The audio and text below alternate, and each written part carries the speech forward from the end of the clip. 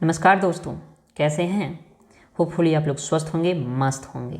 आज की क्लास होने वाली है पिछले क्लास का जो टॉपिक है उसी का आगे हम लोग देखने वाले हैं। पिछले क्लास में हम लोग सांस्कृतिक और बचपन को लेकर के जो ऐतिहासिक समझ है उसके बारे में हम लोग समझ चुके थे। आज की क्लास में हम लोग समझेंगे सांस्कृतिक समझ को। ठीक है, अगर हम ये कहें कि बच्चे और बचपन को जो प्रभावित करती है उन कारकों में से सांस्कृतिक कारक भी एक अहम भूमिका निभाती है, तो ये गलत नहीं होगा। संस्कृति भी बच्चे और बचपन किस तरह का होगा, उन्हें किस तरह से डिफाइन किया जाएगा, इसे निर्धारित करने में एक अहम भूमिका निभाती है। अलग अलग संस्कृति में बच्चों का बचपन जो है अलग अलग तरीके से देखा जा सकता है। ये ग्रामीण या फिर शहरी क्षेत्रों में देखा जा सकता है। ये विभिन्न समुदायों के बीच जो ये अंतर है इसको देखा जा सकता है, या ये अंतर जो है विभिन्न देशों के बीच में देखा जा सकता है। आज की क्लास में हम लोग बात करेंगे इसी सांस्कृतिक समझ को समझने के लिए कुछ एग्जाम्पल लेंगे जो कि लिया गया है एच रूडोल्फ स्केफर की बुक इंट्रोड्यूसिंग चाइल्ड साइकोलॉजी से ली गई है। बात करें इसी संदर्भ में तो सबसे पहले जो कंपेयर किया गया है वो किया गया है भारतीय माँ का कालुली माँ से। कालुली एक जनजाति है जो कि पोपुआ न्यू गिनिया करके एक जगह है, वहाँ पे पाई जाती है, वहाँ निवास करती है। और पोपुआ न्यू गिनिया कहाँ है? ऑस्ट्रेलिया के बगल में है, आसपास में है। अगर हम लोग भारतीय परिप्रेक्ष्य में देखें तो बच्चों का बातचीत माँ के साथ बहुत ज़्यादा महत्वपूर्ण माना जाता है। इसके विपरीत अगर कालुली जनजाति में देखें तो वहाँ बच्चे और माँ का जो बातचीत है वो प्रत्यक्ष कभी देखा नहीं जाता है, यानी कि उतना ज़्यादा इम्पोर्टेंस नहीं माना जाता है बच्चे और माँ का। कितना अजीब है ना कि एक तरफ एक ऐसा जगह है जहाँ बच्चे और माँ की जो बातचीत है उसको बहुत ज़्यादा महत्व दिया जाता है।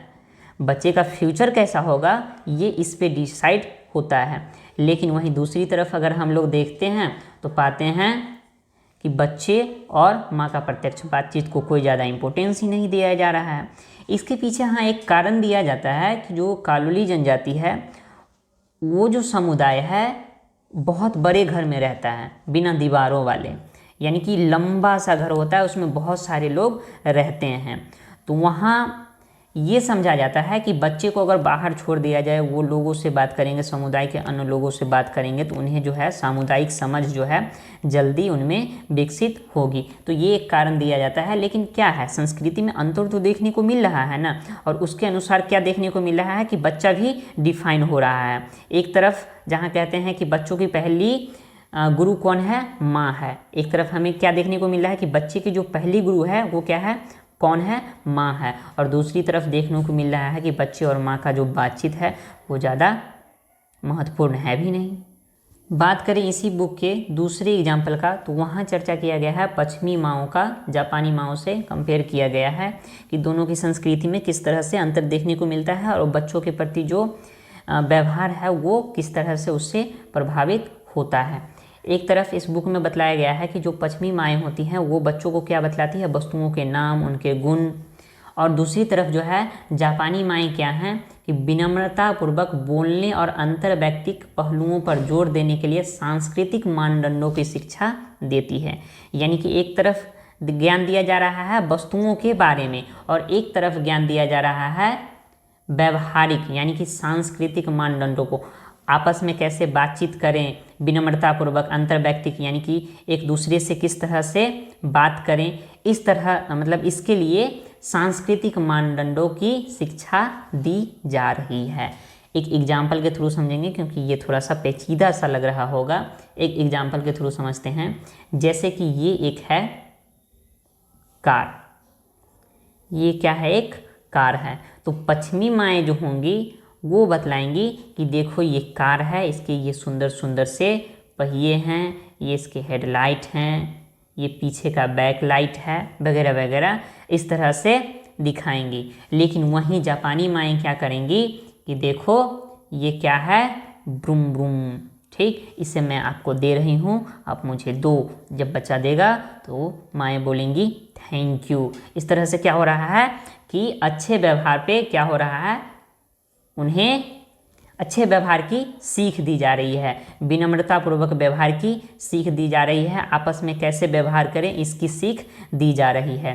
तो ये भी क्या है, सांस्कृतिक रूप से प्रभावित है, जो कि बच्चे और बचपन को अलग अलग तरीके से देखती है।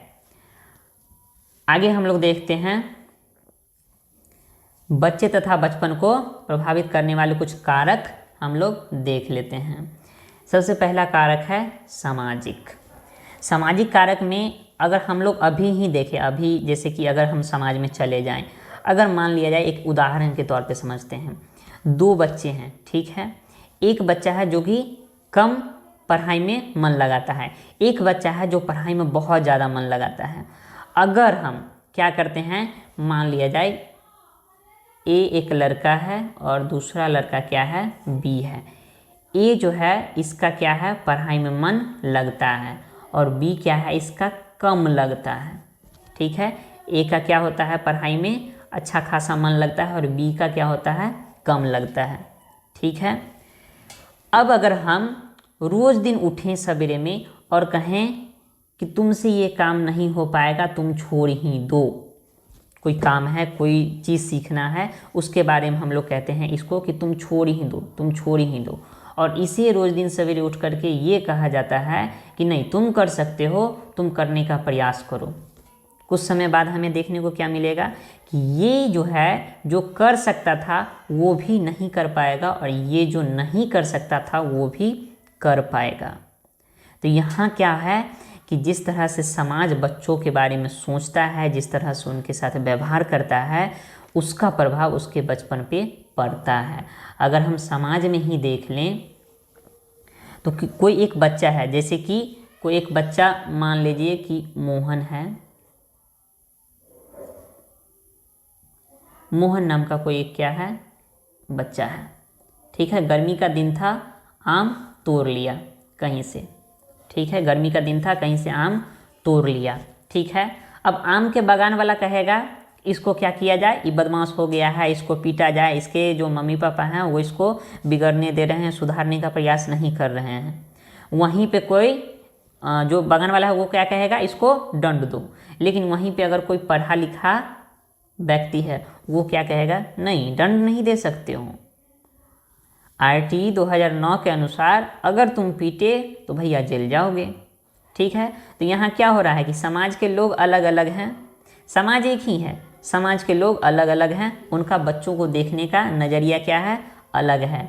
जो और कुछ जो बच्चे के प्रति संवेदनशील होंगे वो कहेंगे कि नहीं अभी बचपना है, बाद में धीरे धीरे ये समझ जाएगा, ठीक। तो एक बात कर रहा है दंड का, एक बात कर रहे हैं, अगर कोई रूल जानते हैं तो वो कर रहे हैं बात कि नहीं पिटाई नहीं लग सकता है। और यही व्यक्ति अगर मान लिया जाए अगर बच्चे के बारे में संवेदनशील है तो क्या कहेगा कि नहीं अभी बचपना है, समय के साथ धीरे धीरे सुधर जाएगा। चलिए, तो ये समझने में कोई ज़्यादा दिक्कत नहीं होनी चाहिए। सामाजिक कारक यानी कि समाज के लोग क्या क्या सोचते हैं ये भी बचपन को प्रभावित करता है। दूसरा हम लोग देखते हैं आर्थिक कारक। मुंशी प्रेमचंद की एक कहानी है ईदगाह, उसमें एक लड़का है हामिद, उसकी कहानी है। ईद का मेला होता है, वो जाता है अपने दोस्तों के साथ मेला देखने के लिए, ठीक है। उसके दोस्त लोग क्या करते हैं, खिलौने लेते हैं, लेकिन हामिद क्या लेता है, हामिद लेता है चिमटा। क्यों? क्योंकि हाथ पक जाता है उसकी दादी का जब वो रोटी बनाती है तब। तो दूसरे बच्चे जो हैं खिलौने क्यों ले पाए, क्योंकि उनकी जो है बाकी ज़रूरतें पूरी हो चुकी है, अब उनको ज़रूरत है खिलौनों की। लेकिन हामिद जो है वो खिलौने क्यों नहीं लेता है, क्योंकि उसकी और ज़रूरतें जो है पूरी नहीं हो पा रही हैं। तो पहले उन ज़रूरतों को देख रहा है वो, फिर जा कर के अगर वो ज़रूरतें पूरी हो जाती तो वो भी खिलौना लेता। लेकिन क्या हो रहा है कि वो ज़रूरत उसकी पूरी नहीं हुई है पहले, इसलिए क्या कर रहा है वो पहले वो ज़रूरत पूरी करने की कोशिश कर रहा है और बाकी बच्चे उसके दोस्त जो है क्या कर रहे हैं, खिलौने की ज़रूरत को पूरा कर रहे हैं। तो यहाँ पे रुपया जो है एक अहम रोल तो निभा रहा है ना, कि बच्चे का सोच किस तरह से होगा, बच्चे अंदर से मेंटली किस प्रकार से सोच रहे हैं, ये डिसाइड करने में एक जो रुपया पैसा है एक भूमिका तो निभा रहा है। तो इसी तरीके से हम लोग समझ सकते हैं बच्चे तथा बचपन को प्रभावित करने वाले आर्थिक कारक को। आगे एक कारक है जेंडर। यहाँ पे दो चीज़ होता है, एक होता है लिंग, एक होता है जेंडर। अक्सर लोग कहते हैं कि दोनों सेम चीज़ है, लेकिन दोनों सेम चीज़ नहीं है। लिंग जो है ये है एक जैविक अवधारणा, लेकिन जेंडर जो है ये एक है सामाजिक अवधारणा। वो कैसे कि कोई लड़का है या लड़की है, ये क्या है, जैविक रूप से कोई लड़का है या लड़की है, ये होना क्या है, लिंग है। ठीक, ये होना क्या है, लिंग है। लेकिन वो लड़का है और लड़की है, इसके लिए लड़का है तो उसको ये काम करना चाहिए, लड़की है तो उसे ये काम करना चाहिए, उसे ये नहीं करना चाहिए। ये कौन निर्धारित करता है, ये जिस चीज़ में निर्धारित किया जाता है वो क्या कहलाता है, जेंडर कहलाता है। इसलिए जेंडर क्या है, सामाजिक अवधारणा है। क्वेश्चन आ सकता है कि जेंडर जो है वो किस तरह की अवधारणा है, तो जेंडर कौन सा अवधारणा है, सामाजिक। जेंडर कौन सा है, सामाजिक। ठीक, और लिंग कौन सा है, जैविक। इसे समझने में कोई दिक्कत नहीं होनी चाहिए। तो लिंग यानी ये जेंडर जो है ये भी बच्चों के बचपन को प्रभावित करती है। आगे हम लोग देखते हैं पालन पोषण। पालन पोषण भी बच्चे के बचपन को प्रभावित करती है। अगर पालन पोषण सही तरीके से हो पाया तो बच्चा जो है शारीरिक रूप से, मानसिक रूप से उसका जो फ्यूचर होगा, शारीरिक मानसिक रूप से स्वस्थ होगा, और अगर स्वस्थ होगा तो वो फ्यूचर में आगे तक ज़्यादा बेहतर कर पाएगा। पालन पोषण से ही हम लोग स्वास्थ्य को भी जोड़ सकते हैं। और उसके बाद लास्ट जो है वो है सांस्कृतिक कारक। सांस्कृतिक कारक अभी कुछ देर पहले ही हम लोग समझ चुके हैं। तो ओवरऑल ये सारे जो है जो कारक हैं, जो फैक्टर्स हैं, वो हम लोगों के समझ में आ गया होगा। सामाजिक परिप्रेक्ष्य को भी हम लोग समझ चुके हैं, ऐतिहासिक परिप्रेक्ष्य को भी हम लोग समझ चुके हैं, आर्थिक कारक को समझ चुके हैं, जेंडर को समझ चुके हैं, पालन पोषण किस तरह से प्रभावित करता है बच्चे एवं बचपन को वो भी समझ चुके हैं, स्वास्थ्य खैर है ही, और उसके बाद सांस्कृतिक कारक भी हम लोग समझ चुके हैं। तो यहाँ से ये जो हो गया बच्चे और बचपन का जो ये अवधारणा वाला जो टॉपिक है ये होता है समाप्त। अब हम लोग देखते हैं कुछ क्वेश्चंस को। पहला क्वेश्चन है, अगर पहले क्लास देखे होंगे पहला क्लास, तो ये दोनों क्वेश्चन बनाने में कोई दिक्कत नहीं होनी चाहिए। अगर बीपीएससी प्रधान टीचर की बात करें तो उसमें जो क्वेश्चन आएगा उसका पैटर्न इसी तरीके से रहेगा। एक क्वेश्चन रहेगा, उसके 5 विकल्प रहेंगे और इसी तरीके से विकल्प रहेगा, जिसमें ई विकल्प जो है वो हमेशा से यही रहेगा, उपयुक्त में से कोई नहीं और उपयुक्त में एक से अधिक। ठीक है, तो क्वेश्चंस देख लेते हैं हम लोग। पहला क्वेश्चन कहता है, किसने कहा था बच्चे जो हैं बड़ों के बीच में क्या हैं, विदेशी की तरह हैं। किसने कहा था बच्चे जो हैं बड़ों के बीच में विदेशी की तरह हैं? रूसो, प्लेटो, जीन पियाजे, फिलिप पेरिस। उपयुक्त में से कोई नहीं या उपयुक्त में एक से अधिक। तो इसका आंसर हो जाएगा प्लेटो। प्लेटो ने कहा था कि बच्चे बड़ों के बीच में क्या होते हैं, विदेशी की तरह होते हैं। पहले क्लास में जो ऐतिहासिक संदर्भ हम लोग स्टार्ट किए थे तो उसका फर्स्ट टॉपिक हम लोग यही देखे थे। आगे देखते हैं, नेक्स्ट क्वेश्चन है कि बचपन की जो आधुनिक अवधारणा का श्रेय जो है ये किन्हें दिया जाता है। ऑप्शन ए है प्लेटो, ऑप्शन बी पियाजे, option C Jean Jacques Rousseau, option D Philip Paris, option E उपयुक्त में से कोई नहीं या फिर उपयुक्त में एक से अधिक। तो इसका आंसर हो जाएगा जीन जैक्स रूसो। पिछले क्लास में हम लोगों ने डिस्कस किया था कि बचपन की जो आधुनिक अवधारणा है उसका श्रेय किन्हें दिया जाता है, जीन जैक्स रूसो को दिया जाता है। क्यों दिया जाता है?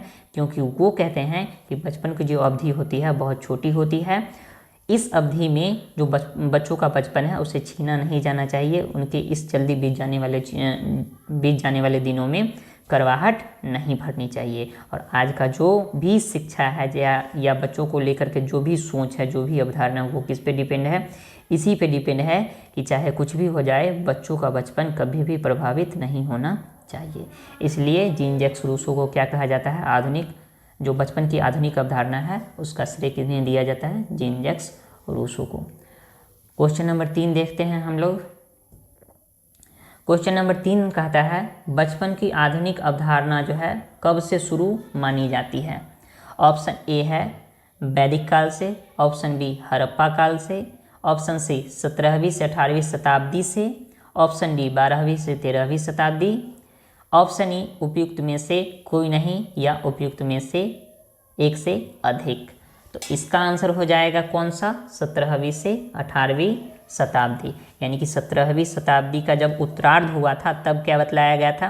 पहले क्लास में हम लोगों ने डिस्कस किया था कि 17वीं शताब्दी के मध्यकाल के उत्तरार्ध में, यानी कि 17वीं शताब्दी से लेकर के 18वीं शताब्दी तक क्या हुआ था? बच्चों की जो अवधारणा है यानी कि बाल मनोविज्ञान है उस पर सोचना प्रारंभ किया गया था और इसी को माना जाता है बचपन की आधुनिक अवधारणा का शुरुआत माना जाता है। तो इसका आंसर क्या हो जाएगा? ऑप्शन नंबर सी, यानी कि 17वीं से 18वीं शताब्दी। आगे बढ़ते हैं, आगे वाला क्वेश्चन देखते हैं। जेंडर एक डैश अवधारणा है। क्या ये मनोवैज्ञानिक है, जैविक है, सामाजिक है या फिर शारीरिक है? तो इसका आंसर क्या हो जाएगा? जेंडर क्या है? एक सामाजिक अवधारणा। अभी ही कुछ देर पहले हम लोग चर्चा किए हैं कि जेंडर क्या है, कि लड़का या लड़की होने के आधार पे उन्हें कौन काम करना चाहिए, कौन काम नहीं करना चाहिए, ये अवधारणा किस में आता है? जेंडर में आता है। और ये किस तरह का अवधारणा है? सामाजिक अवधारणा है, क्योंकि समाज ही तो निर्धारित कर रहा है ना कि भैया तुम लड़की हो तो तुम्हें ये काम नहीं करना चाहिए, तुम लड़के हो तो तुम लड़की की तरह रो मत। ठीक है, तो ये कौन डिसाइड कर रहा है? समाज कर रहा है। तो जेंडर एक क्या है? सामाजिक अवधारणा है। आगे बढ़ते हैं, क्वेश्चन नंबर 5 देखते हैं। क्वेश्चन नंबर 5 क्या है?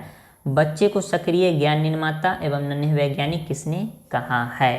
पहली क्लास अगर आप लोगों ने देखा होगा तो उसमें पता होगा कि इसका आंसर क्या हो जाएगा? जीन पियाजे। यानी कि जीन पियाजे ने ही कहा था कि बच्चे जो हैं सक्रिय ज्ञान निर्माता है और नन्हे वैज्ञानिक हैं। कौन कहा था? जीन पियाजे। तो चलिए क्वेश्चन यहीं तक, बस छोटा मोटा टॉपिक था और इसमें 5 क्वेश्चंस थे। अब अगला जो क्लास होगा वो होने वाला है चाइल्ड राइट्स पे, वो थोड़ा सा लंबा चलेगा। तो तब तक के लिए इतने ही क्वेश्चन रहने देते हैं। बाकी आप लोगों को ये सेशन, ये डिस्कशन कैसा लगा ज़रूर बतलाइएगा और सुझाव भी ज़रूर दीजिएगा ताकि और भी इम्प्रूवमेंट हो सके। बाकी आप लोग अगर सेशन अच्छा लगा हो तो लाइक, शेयर और क्या क्या होता है सब्सक्राइब वो कर लीजिएगा। बाकी सुझाव देना भूलिएगा नहीं, सुझाव ज़रूर दीजिएगा। धन्यवाद।